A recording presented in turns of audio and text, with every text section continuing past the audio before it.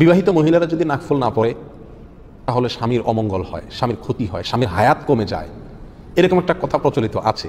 এই কথাটা কতটুকু সঠিক? এর জবাব হলো, ভাই, আল্লাহ সুবহানাহু ওয়া তাআলা প্রত্যেকটা ব্যক্তির হায়াত ঠিক করে দিয়েছেন।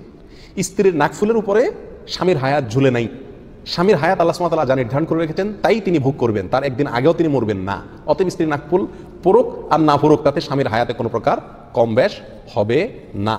এ বিশ্বাস ইমানের সঙ্গে অসঙ্গতিপূর্ণ বিশ্বাস, বিধাটা বিশ্বাস করা যাবে না।